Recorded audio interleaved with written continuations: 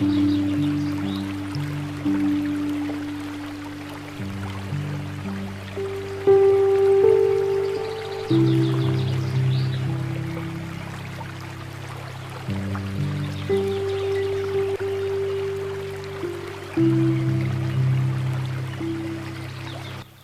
yang kekasih, mari kita menyanyi bersama-sama dari Kidung Jemaat 18 ayat 1. Allah hadir bagi kita. Allah hadir bagi kita dan hendak memberi berkat, melimpahkan kuasa rohnya bagai hujan yang lebat. Dengan Roh Kudus ya Tuhan, umat-Mu berkatilah.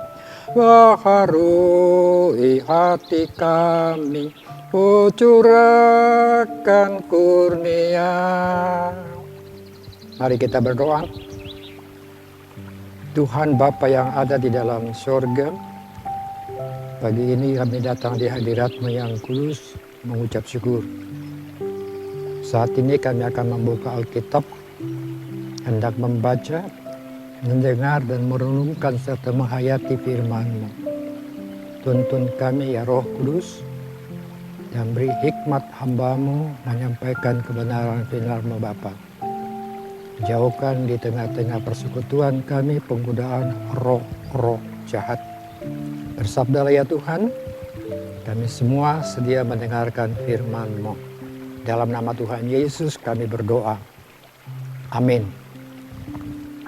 Bagian Alkitab yang kita renungkan saat ini ialah Injil Matius pasal 28 ayat yang ke-16 sampai dengan ayat yang ke-20. Perintah untuk memberitakan Injil. Dan ke-11 murid itu berangkat ke Galilea, ke bukit yang telah ditunjukkan Yesus kepada mereka. Ketika melihat Dia, mereka menyembahnya. Tetapi beberapa orang ragu-ragu. Yesus mendekati mereka dan berkata, "Kepadaku telah diberikan segala kuasa di sorga dan di bumi.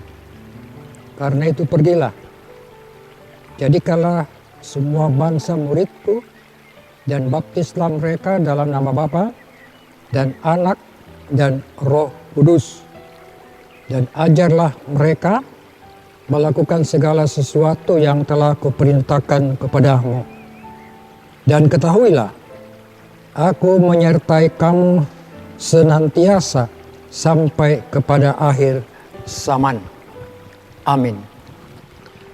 Jemaat yang kekasih di dalam Tuhan, bagian Alkitab ini cukup menarik sebagai akhir dari yang dituliskan oleh Matius. Perjumpaan saat-saat terakhir ke-11 murid.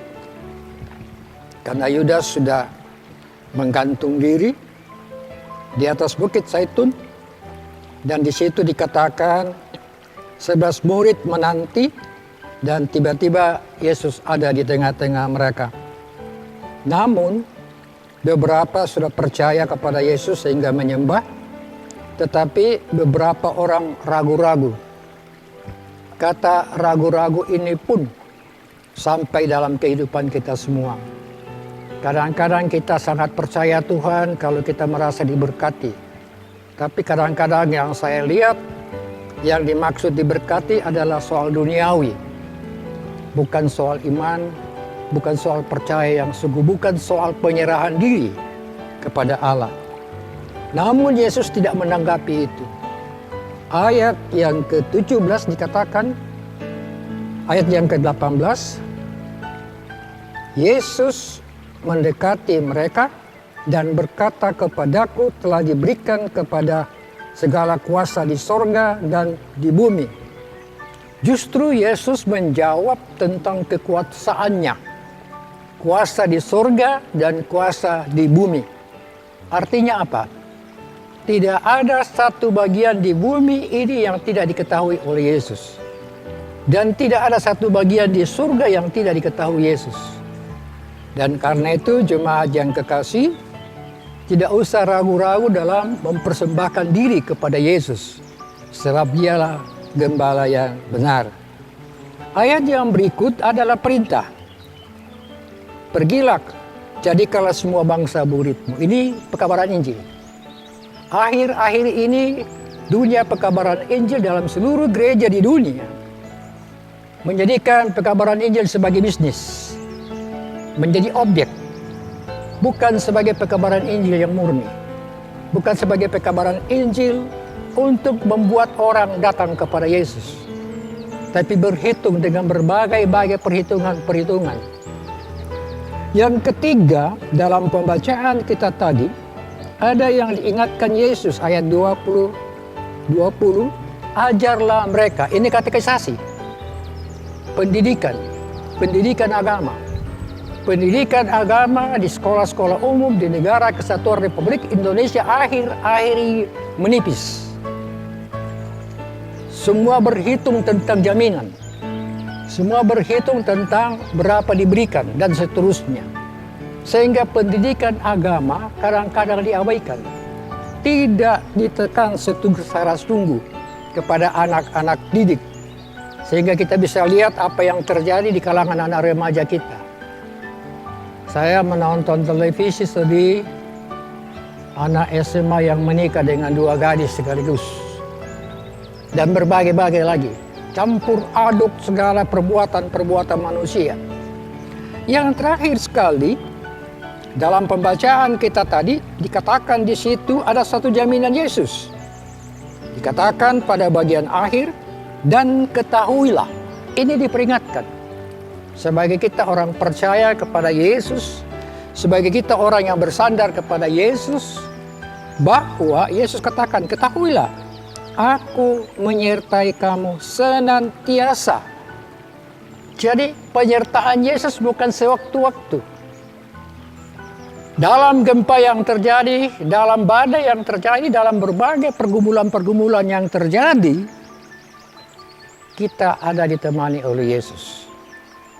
Seperti apa yang kita alami di Sulawesi Tengah 2018, tapi apa yang sedang dialami dunia sekarang ini, di mana-mana keanehan-keanehan muncul, tapi tidak di hadapan Allah. Allah tidak pernah merasa aneh melihat apa yang terjadi. Contoh kecil yang menggemparkan dunia dengan COVID-19 yang kita alami sekarang ini, itu satu peringatan yang terjadi kepada negara Tiongkok. Sesuatu yang dilakukan yang tidak sama sekali disenangi oleh Tuhan. Sehingga sungguh-sungguh luar biasa penghakiman yang terjadi.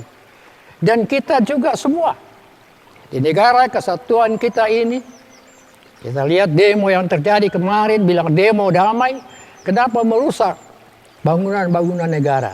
Semua membawa malapetaka, semua menjerit semua. Karena itu, jaminan Yesus, ketahuilah, aku menyertai kamu senantiasa sampai kepada akhir zaman. Yesus ada. Satu kesaksian hidup seorang pilot menerbangkan pesawatnya, lalu dia mengalami badai di tengah lautan yang luar biasa. Syukur pilot ini ingat, Yesus tolong aku, membuat pesawatnya tenang terbang kembali. Ini memperlihatkan di tengah badai samudera pun, di tengah badai angin yang keras pun, ingat apa yang dikatakan Yesus di Danau Galilea. Hai angin, tenanglah. Hai ombak, diamlah. Makanya murid-murid heran-heran, dan kita pun begitu. Akhir-akhir ini pun juga kadang-kadang kita heran lihat orang yang berteriak-teriak seakan-akan mengenal Yesus. Yang sebenarnya bukan mengenal Yesus, tetapi mencoba roh-roh jahat yang berlaku di dalam dirinya. Kadang-kadang roh jahat pun memakai kita sebagai alat untuk membinasakan orang-orang percaya. Sehingga dalam perenungan firman Allah ini dengan tema di dalam Alkitab, perintah untuk memberitakan Injil, kabar baik, itu tugas utama kita. Sebagai orang percaya, tidak ada musuh kita. Sebagai orang percaya, tidak ada lawan kita. Mengapa? Yesus mengajak kita untuk bersahabat dengan tetangga, apalagi dengan keluarga. Dengan sesama manusia, tidak ada orang yang harus kita bedakan. Orang kaya, orang miskin, orang berpangkat, dan sebagainya. Tugas panggilan kita membawa kabar baik. Dimanapun kita berada, dan kapanpun, dalam situasi apapun. Karena kita semua di dalam Yesus Kristus disebut anak-anak Allah. Nah, kiranya Roh Kudus selalu menolong kita, memberkati kita, dan nama Tuhan yang dipuji dan dimuliakan. Amin. Kita sambut firman Allah, kita berdoa bersama-sama. Terpujilah Engkau ya Allah dengan kebenaran firman-Mu, dan tuntun kami semua untuk memberlakukannya Tuhan. Jadikanlah kami menjadi surat Kristus yang dibaca oleh semua orang. Sehingga melalui kehidupan kami, nama-Mu dipuji dan dimuliakan ya Allah. Ini doa kami Bapa. Kami mohon dalam nama Tuhan Yesus, Gembala yang baik. Amin.